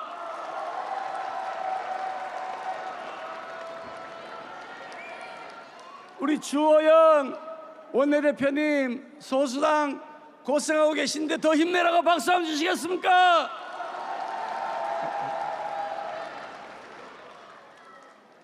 국민들이 윤석열 정부를 탄생시켜주시고 우리에게 요구하는 것은 바로 딱 한 가지 민생이라고 생각합니다. 물가 문제, 집값 문제, 규제개혁 문제, 일자리 문제, 그리고 노동개혁, 연금개혁, 교육개혁과 같은 이 개혁적 과제를 이루라고 우리에게 명령하고 계십니다. 우리 여당은 야당과 달리 실력을 보여줘야 됩니다. 유능한 정당임을 입증해야 됩니다. 오로지 민생을 처음부터 끝까지 시종여일하게 챙겨나가는 정당, 그래서 국민들이 신뢰할 수 있는 유능한 정당, 일하는 정당을 만들어야 합니다, 여러분.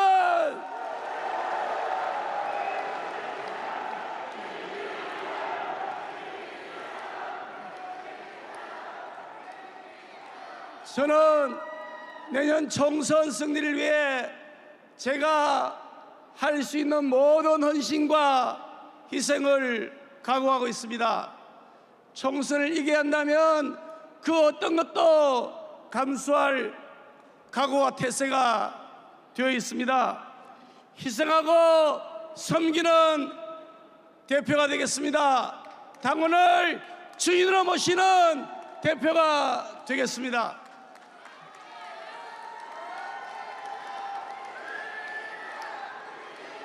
우리 함께 손에 손잡고 국민의힘 성공시대를 만들어 갑시다.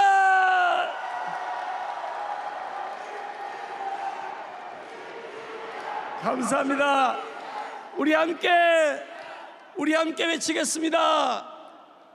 대한민국 만세와 국민의힘 만세, 윤석열 정부 만세를 우리 함께 외치겠습니다. 제가 하면 선창하면 따라해 주시기 바랍니다. 대한민국 만세! 국민의힘 만세! 윤석열 정부 만세! 감사합니다. 고맙습니다. 네. 자, 김기현 당 대표님과 함께 국민의힘의 새로운 한 달여의 경선 과정을 거쳐서 국민의힘 새 지도부가 선출됐습니다. 치열한 단권 경쟁을 벌인 끝에 김기현 후보가 52.93% 과반을 넘기면서 당대표, 신임 국민의힘 당대표에 선출됐습니다. 그리고 최고위원은 김재원, 김병민, 조수진, 태영호 후보가 선출됐고 또 장해찬 후보는 청년 최고위원에 당선됐습니다. 자, 어떻습니까? 아무래도 개혁 반란보다는 당의 안정을 바라는 당심이 좀 우세했다고 볼 수 있을까요? 네, 그 결과 최고위원 선거 결과도 그렇고 지금 저희가 오늘 이제 가장 중요한 포인트가 김기현 후보가 이제 과반이 되느냐 안 되느냐였는데 52.93, 53% 정도니까 네, 과반을 넘겼습니다. 그 아주 뭐 간당간당하게 넘긴 건 아니고 그래도 또 그렇다고 아주 여유 있게 넘긴 건 아니지만 어쨌든 과반을 넘겼고 넘기면서 이제 이른바 대세론을 그 확인을 시켰고요. 최고위원 당선자들을 보면 지금 이제 김재원 후보, 김병민 후보, 조수진 후보, 태용 후보 이렇게 보면 이제 눈에 띄는 게 이제 비윤 후보로 불리던 김용태, 허은하 후보는 일단 빠졌거든요. 탈락을 했습니다. 그러니까 이번에 이제 최고위원 당 지도부는 이른바 친윤 후보들로 좀 이제 채워졌다라고 이렇게 볼 수 있을 것 같고요. 장해찬 후보 역시 당선이 예상이 됐었는데 역시나 결과가 55% 넘게 득표를 하면서 청년 최고위원으로 당선이 됐습니다. 네, 자 윤심에서 시작한 전당대회가 어떻게 보면 그야말로 마무리도 윤심으로 좀 마무리됐다고도 볼 수 있는데 친정 체제가 좀 구축됐다고도 보이고요. 평론가님의 결과 어떻게 좀 해석하십니까? 말씀하신 그대로고요. 지금 이 이변은 없었다. 다양성도 말씀을 드렸지만 지금 84만 명까지 늘어난 당원임에도 불구하고 지금 윤석열 정부는 아직 출범한 지 만 1년이 되지 않았습니다. 네. 초기 상태죠. 5월이 돼야 5월 10일이면 이제 만 1년을 맞게 되는데 지금 뭐 워낙 여러 가지의 아젠다를 꺼내놓고 있어요. 그런데 초기에 뭐 이제 윤석열 대통령이 말실수가 잦다, 도어 스태핑이 어떻다 할 때는 지지율이 좀 계속 이제 하향세였다가 최근에는 정책 중심으로의 입장만 내고 있어요. 네. 물론 이게 논란은 있습니다. 3.1절 기념사 또는 이제 이번 주에 나온 강제 동원 피해자들에 대한 정부의 해법 이런 것들이 시끌시끌 논란은 있는데 또 지지층으로부터는 계속 포인트를 쌓고 있는 측면들이 있어요. 예. 근데 지금 이게 당원 100%로 이제 치러진 전당대회다 보니까 당심은 윤석열 정부를 어떻게든지 좀 지켜야 되겠다, 지지해야 되겠다. 네. 그리고 이제 이 또 대통령의 지지율과 내년 총선의 결과는 어느 정도 연동돼 있습니다. 네. 사실은 강하게 연동돼 있죠. 비례한다고 볼 수도 있겠고요. 그래서 그렇다면은 결국 올인, 윤석열 정부에 올인하는 형태로 지금 완벽한 친정 체제예요. 제가 보기에는. 네. 청년 최고위원은 장해찬 후보가 당선이 선출이 됐습니다만 네. 55% 가장 높은 격차로 압도적으로 당선이 됐고 김기현 신임 당대표의 경우에도 사실은 53% 수준이면 나쁘지 않습니다. 네. 왜냐하면 지금 이 2위인 안철수 후보가 23%대를 얻었으니까 2배 이상 상당한 있긴 격차거든요. 합니다. 예. 그러니까 이 정도면 압도적으로 이겼다라고 볼 수 있고 세 명의 후보들은 그냥 골고루 예상 가능한 수준에서 분포를 나눠 가졌어요. 예. 근데 사실은 누구도 패자는 아닙니다. 제가 보기에는 예. 가능성이 다 지금 남아 있어요. 그런데 문제는 전체적으로 청년 최고위원 당대표에서 천아용인 이렇게 얘기했던 예. 이준석께는 지금 한 명도 생존을 못했어요. 그런 측면에서는 어찌 보면 대통령실이 이준석 전 대표 체제의 강력한 어떤 경고와 그 이후에 당의 변화를 요구하면서 쭉 이 진행돼 온 과정에 대통령실이 원하는 그림이 완성됐다. 자, 그렇다면 앞으로 이제 이 여당의 그 방향성, 드라이브는 어떻게 될 것인가. 전 용산하고 상당히 긴밀하게 갈 거로 보는데 네. 여기서 이제 한 가지 남는 문제가 이게 정당 정치는 이 우리가 유일당이나 어떤 하나만 있는 당이 아니잖아요. 네. 예. 카운터파트가 있잖아요. 야당이라는. 야당과 어떤 관계를 이제 가지고 가게 될 것인가. 지금 사실은 이 야당도 대통령과 한번 영수회담 제안을 계속했지만 네. 요즘 시대에 그런 표현은 없다. 그런데 만약에 이 신임 당대표가 또 야당의 당대표와 대통령과 함께 그러면 당 대표자들과 회동이 있게 된다면 어떻게 될 것인가. 이런 걸 지금 김기현 신임 당대표가 이뤄낼 수 있을 것인가. 제가 보기에는 당내 단합도 지금 큰 숙제고요. 예. 또 하나는 야당과의 협치 분위기를 만들어내는 것도 만만치 않은 숙제가 될 것 같습니다. 지금 당선 막바지까지 어떤 뭐 내용도 있었고 여러 가지 의혹들도 있었기 네. 때문에 앞으로 남은 과제들도 많을 것 같은데 이제 당 대표로서의 역할 그리고 숙제, 과제가 있다면 어떤 게 있을까요? 아까 그 수락 연설 때 마음 졸이며 결과를 기다렸다 이 그렇죠. 말도 좀 눈에 띄기도 하고요. 여러 네. 가지 난제가 있습니다. 말씀해 주신 것처럼 이제 야당과의 관계를 어떻게 가져갈지, 대통령실과의 관계를 어떻게 가져갈지 이런 문제가 있고 예. 일단 가장 시급한 건 이번에 전당대회를 거치면서 불거진 당 내후, 그러니까 갈등을 좀 어떻게 봉합하느냐가 중요할 것 같고 그래서 네. 수락 연설 때도 이제 나머지 후보들을 다 언급을 하면서 네. 같이 함께 가달라. 연대 포용 탕평 김기현 후보가 계속 말했던 거죠. 예. 내년 총선 승리를 위해서 그 안철수, 황교안, 천하람 이런 뛰어난 지도자들 잘 모시고 하겠다 이런 얘기를 했고 그리고 이제 민생 그리고 윤석열 정부의 3대 그 개혁 과제를 또 언급을 하면서 네.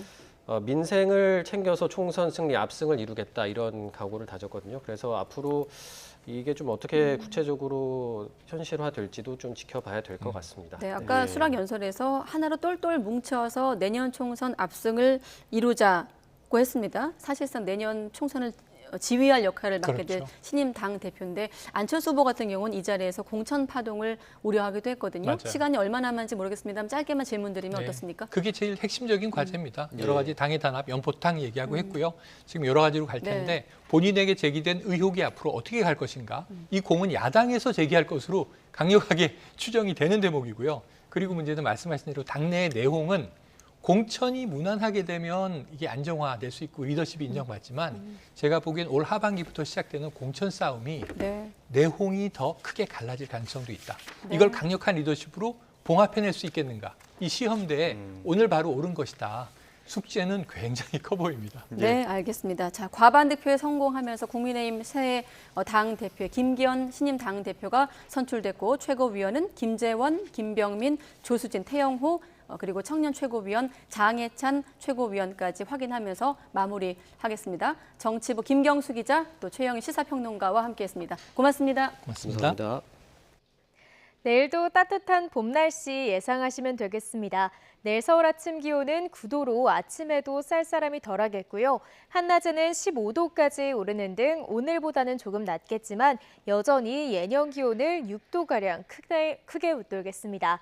다만 중부지방은 내일 오전까지, 남부지방은 내일 낮까지 봄비가 조금 내리겠는데요.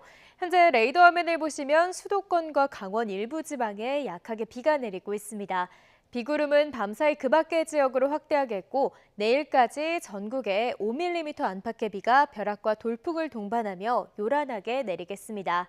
하지만 양이 워낙 적어서 동쪽 지방은 여전히 대기가 건조하겠습니다. 계속해서 불씨 관리 철저히 해주시기 바랍니다. 또 내일은 서쪽 지방을 중심으로 공기가 탁하겠고요. 밤부터는 그 밖의 지역에서도 초미세먼지 농도가 짙게 나타나겠습니다. 내일 아침 기온은 오늘보다 1에서 2도가량 높겠습니다. 내일 서울 아침 기온 9도, 대전 10도, 광주는 11도가 예상됩니다. 낮 동안에는 예년 기온을 6에서 11도가량 크게 웃돌겠습니다. 내일 낮 기온 서울 15도, 대전 19도, 대구는 23도가 예상됩니다. 지금까지 날씨 정보였습니다. 네, 국민의힘 전당대회 결과까지 확인한 가장 빠른 종합 뉴스 뉴스큐 마치겠습니다. 미처 전하지 못한 주요 뉴스들은 이브닝 뉴스를 통해 확인하시기 바랍니다. 시청해주신 여러분 고맙습니다.